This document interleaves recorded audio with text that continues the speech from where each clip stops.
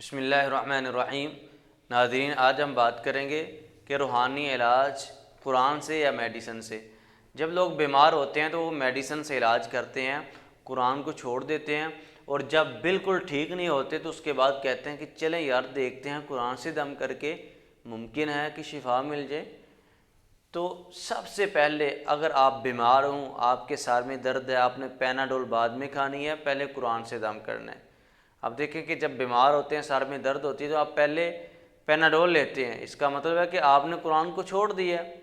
جبکہ اللہ سبحانہ وتعالیٰ قرآن مجید میں ارشاد فرماتے ہیں وَنُنَزِّلُ مِنَ الْقُرْآنِ مَا هُوَ شِفَاء، اس قرآن میں تو ہم نے شفا رکھی ہے۔ جب ہاسپٹلوں سے ہمیں جواب مل جاتا ہے، اس کے بعد ہم قرآن کی طرف آتے ہیں۔ تو قرآن نے تو یہ نقطہ بیان کیا ہے کہ آپ جب بیمار ہوں تو قرآن سے شفا حاصل کریں۔ امام ابن قیم الجوزی رحمہ اللہ بیان کرتے ہیں کہ میں ایک مرتبہ بیت اللہ میں تھا، وہاں پہ میں بیمار ہو گیا، وہاں پہ طبیب کوئی نہیں تھا، اتنا سخت بیمار ہوا۔ کہتے ہیں کان یعالج الامراض الروحانیۃ والجسمانیہ، تو ہم نے سورہ فاتحہ سے شفا حاصل کی، قرآن کے ذریعے سے ہم نے شفا حاصل کی۔ تو جب بندہ اللہ سبحانہ وتعالیٰ سے التجا کرتا ہے، دعا کرتا ہے، قرآن کو پڑھتا ہے، قرآن سے شفا حاصل کرتا ہے، تو اللہ سبحانہ وتعالیٰ اس کو قرآن سے شفا دیتے ہیں۔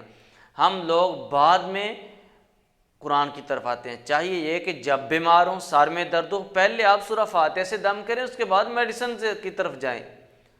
اور اسی طرح اللہ سبحانہ وتعالیٰ قرآن مجید میں ارشاد فرماتے ہیں وَمَنْ أَعْرَضَ عَنْ ذِكْرِي فَإِنَّ لَهُ مَعِيشَةً ضَنْكَ وَنَحْشُرُهُ يَوْمَ الْقِيَامَةِ أَعْمَىٰ، کہ جو شخص ہمارے ذکر سے اعراض کرتا ہے، فرمایا کہ قیامت کے دن وہ اندھے کر کے اٹھائے جائیں گے، اور دنیا کی زندگی ہم تنگ کر دیتے ہیں۔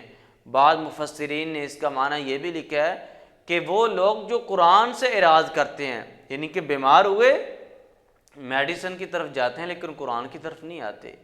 تو ہم نے قرآن کو چھوڑ دیا، ہم اللہ کو بھول کے میڈیسن کی طرف جاتے ہیں، پھر جب شفا نہیں ملتی تو اس کے بعد ہم قرآن کی طرف آتے ہیں۔ پہلے قرآن سے دم کریں، اس کے بعد آپ میڈیسن کی طرف جائیں۔ ہم میڈیسن کا انکار نہیں کرتے، لیکن سب سے پہلے آپ نے شفا حاصل کرنی ہے تو قرآن سے کرنی ہے۔ جس طرح کہ صحیح بخاری میں آتا ہے، ابو سعید خدری رضی اللہ تعالیٰ عنہ بیان کرتے ہیں کہ ہم سفر میں تھے تو ایک جگہ پہ ہم نے پڑاؤ ڈالا، وہاں کا جو چودھری تھا اس کو کسی موذی چیز نے ڈس لیا، تو ہمارے پاس آئے، کہنے لگے کہ آپ میں سے کوئی دم کرتا ہے، علاج کرتا ہے؟ تو میں نے کہا کہ جی ہم کرتے ہیں۔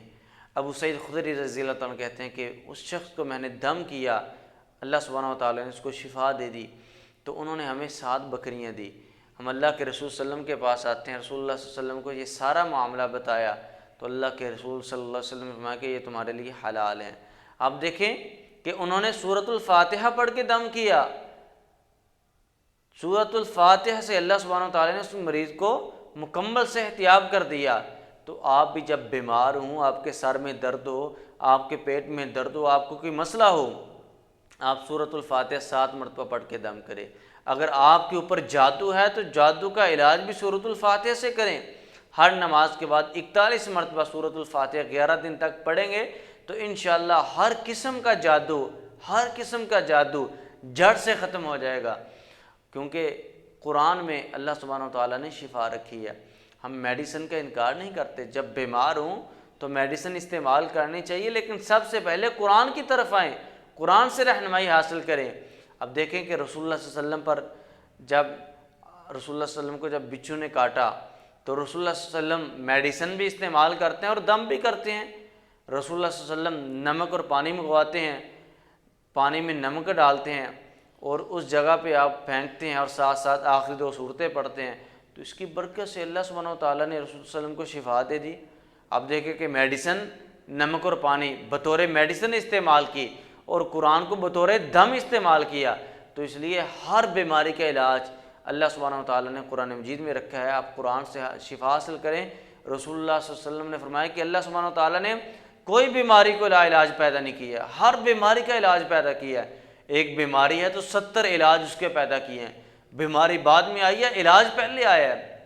جب بیماری کے مطابق علاج ہوتا ہے تو پھر اللہ سبحانہ وتعالیٰ اس مریض کو شفا بھی دیتے ہیں۔ اللہ تعالیٰ ہمیں قرآن کو سمجھ کر اس پر عمل کرنے کی توفیق عطا فرمائے۔ وما توفیقی